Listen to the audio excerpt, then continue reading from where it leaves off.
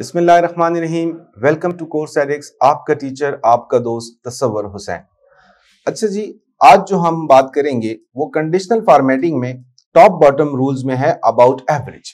ठीक है, तो सबसे पहले हमें एवरेज के बारे में पता होना चाहिए कि जी क्या है ये एवरेज। अक्सर हम पूछते हैं स्टूडेंट से कि भाई व्हाट इज एवरेज, तो बड़ा सोचकर हमें एक जवाब मिलता है। जिन्होंने उर्दू मीडियम भी थोड़ा सा टच किया हो तो वो कहते हैं जी सर औसत को बोलते हैं। फिर जो और ज्यादा सोचकर बोलते हैं तो वो कहते हैं कि जी सर वो दरमियान की कुछ बात होती है, आई थिंक दरमियानी वैल्यू। तो ज्यादा से ज्यादा जवाब जो है वो आप तक ही आया कि जी दरमियानी वैल्यू। तो मैं पूछता हूं कि भाई आप मुझे डिफाइन कर कर बताएं। ठीक है, ये आप ऐसा समझ लें कि आपसे भी मैं पूछ रहा हूं कि भाई व्हाट इज एवरेज, है क्या ये एवरेज, क्यों निकालते हैं एवरेज, और जब हम एवरेज निकालते हैं तो हमें असल में क्या चीज है जो मालूम पड़ जाती है। समझ रहे मेरी बात को।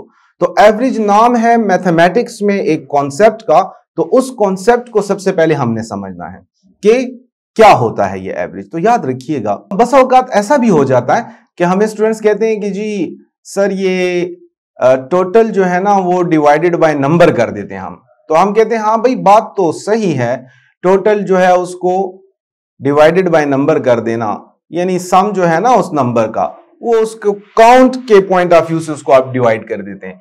तो that is the formula of average. ये तो इसका फार्मूला हुआ ना जी।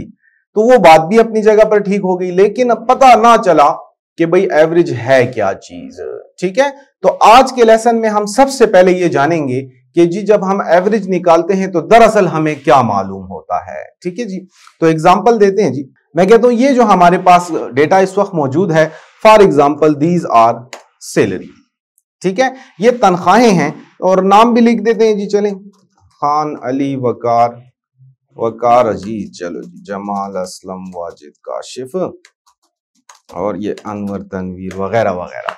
ठीक हो गया जी, ताकि आपको अच्छे से समझ आए। ठीक है, तो दीज आर सैलरीज इन एम्प्लॉयज की तनख्वाहें हैं।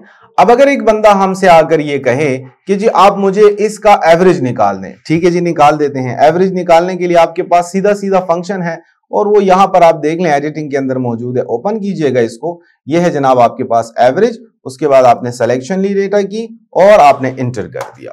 ठीक है, मैंने शिफ्ट इंटर किया ताकि ऊपर चले जाए बजाय नीचे आने के। ठीक है, स्क्रीन मूव हो जाती ना। ठीक है, असल में समझा रहा हूं आपको भाई कि जब आपने ये चाहना हो कि सेल नीचे की तरफ आ जाए तो इंटर प्रेस कीजिएगा। अगर आप चाहते हैं कि ना आए ना नीचे, ऊपर की तरफ सिलेक्शन चली जाए, तो फिर आप शिफ्ट के साथ इंटर प्रेस कर दें। Okay good. तो बात कर रहे थे कि जी हम एवरेज मालूम करते हैं। हाँ जी, मालूम हो गई जी average. What is the average of these values? 5400। मैं कहता हूं ठीक है भाई, ये हुआ मैथ्स। अब हमें आसान अल्फाज में समझाएं कि 5400 का क्या मतलब है। ठीक है, तो बड़े आसान अल्फाज में आपको समझाते हैं जी। 5400 का मतलब है एक बंदे की तनख्वाह। ठीक है, और इंग्लिश में हम इसे कहेंगे पर हेड सैलरी। क्लियर हो गई बात? नहीं जी, ना क्लियर हुई। ठीक है, कोई बात नहीं। इसका मतलब यह है कि भाई एक बंदे की तनख्वाह तो किसी की 5000, किसी की 9000। आप यहां कह रहे हैं कि जी 5400 एक बंदे की तनख्वाह, बात तो झूठ होगी। नहीं जी, ऐसा नहीं है। असल में यहां पर इसका मकसद यह है कि भाई ये एक बंदा ऑर्गेनाइजेशन को पर मंथ इस सैलरी में पड़ रहा है। बात समझ आई? तो that is the concept about पर हेड सैलरी। ठीक है, एक और एग्जांपल हम डिस्कस करते हैं। मैं कहता हूं कि जी यहां पर मैंने कुछ आइटम्स खरीदे। ठीक है, रैंडम आइटम्स, मैं इसके नाम लिख लेता हूं, वो भी रैंडम आप कंसीडर कर लें।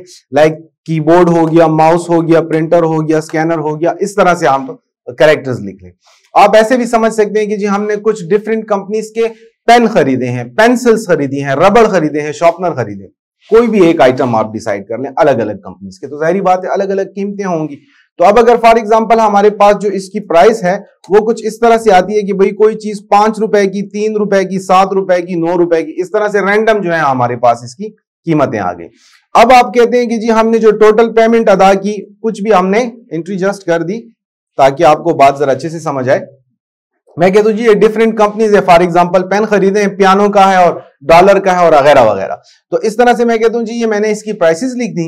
अब आपने जो टोटल निकालना है तो वो भी आप निकाल के चेक कर लें जी, इज इक्वल टू आल्ट के साथ आपने 2 मरतबा प्रेस करना है। तो टोटल अमाउंट इज 36 रुपीज। तो चलें जी, ये बात तो ठीक हो गई जी, ये जो मैंने पेन खरीदे मेरे पास इस डब्बे में मौजूद है, तो इन सब के लिए मैंने 36 रुपए दिए जी। ठीक हो गया, समझ आ गई, इसको टोटल कहते हैं। अब अगर मैं यहां पर निकालूं क्या एवरेज, तो वो हमें क्या बताएगा। मैं पहले एवरेज निकाल लेता हूं जी, आप लिखकर भी एवरेज निकाल सकते हैं, कोई टेंशन नहीं। 36 को मत उठाइएगा बिकॉज दिस इज टोटल। तो आपको एवरेज वैल्यू बता रहा है 6। व्हाट इज दिस, क्या मतलब है जी इसका। तो बड़े आसान अल्फाज में यह है एक पेन की कीमत खरीद। अच्छा और भी आसान करते हैं, एक पेन मुझे 6 रुपए में पड़ा। समझ आ रही है बात की। That is the concept of average. तो अगर बात होती है तनख्वाह की, तो हम कहेंगे कि एवरेज से हमें पर हेड सैलरी मालूम होती है कि भाई इदारे को ये एक बंदा एक महीने में कितने रुपए का पड़ रहा है। और अगर बात हो रही है किस चीज की, खरीदो फरोख्त, अगर आपने कुछ डिफरेंट टाइप्स ऑफ आइटम्स खरीदे हुए हैं और आप चाहते हैं कि भाई मुझे एक चीज की कीमत खरीद मालूम हो जाए, इसको और आसान करते हैं कि आपसे एक बंदा पूछता है कि जी आपने ये पेन खरीदे, ये कितने का, जी ये 5 का, ये 3 का, ये 9 का, अलग अलग कीमतें। आपसे कहता है कि जी मुझे ये बताओ कि आपको एक पेन कितने में पड़ा। समझ गए मेरी बात को, एक पेन कितने में पड़ा। तो इसी को अगर हम मैथ्स की जुबान में बोलें तो हम कहेंगे कि जी मुझे इसकी एवरेज वैल्यू बताओ। समझ रहे मेरी बात को। तो that is the concept of average. तो एक पेन कितने में पड़ा, आंसर आपके सामने है, 6 रुपए का हमें एक पेन पड़ा। क्लियर हो गई बात। तो that is the simple concept about average. Okay हो गया। तो ये तो था कॉन्सेप्ट ऑफ एवरेज। अब हमने क्या करना है कि जी मुझे इन के ऊपर कंडीशनल फॉर्मेटिंग में ये कमांड अप्लाई करनी है। तो वेरी सिंपल, आपके सामने है लिखा हुआ अबव एवरेज। मुझे वो वैल्यूज बताओ जो एवरेज से अबव है, ऊपर है, ज्यादा हैं। ठीक है जी। तो हम इसको ऐसे भी कंसिडर कर सकते हैं कि भाई जो लोग ज्यादा तनख्वाह ले रहे हैं हमें वो लोग बताओ। तो आप देखिएगा इसकी एवरेज वैल्यू हम जानते हैं ना, 5400 इज एवरेज। आपके सामने मैंने अभी एवरेज निकाला। तो जब आप क्लिक करेंगे ये मोर देन 5400 जो तनख्वाह है उसको हाईलाइट करेगा। तो देख लें जी, मोर देन 5400, ये सिर्फ वही तनख्वाहें हाईलाइट हुई। क्लियर हो गया जी। तो that is the concept. Above average, average value से ऊपर वाली तनख्वाहें आपको बताई जा रही हैं, और बिलो एवरेज में एवरेज वैल्यू से नीचे वाली तनख्वाहें आपको बताई जा रही है। तो that is the concept about average. Okay जी, समझ गए इंशाल्लाह। थैंक यू सो मच जी, अल्लाह हाफिज।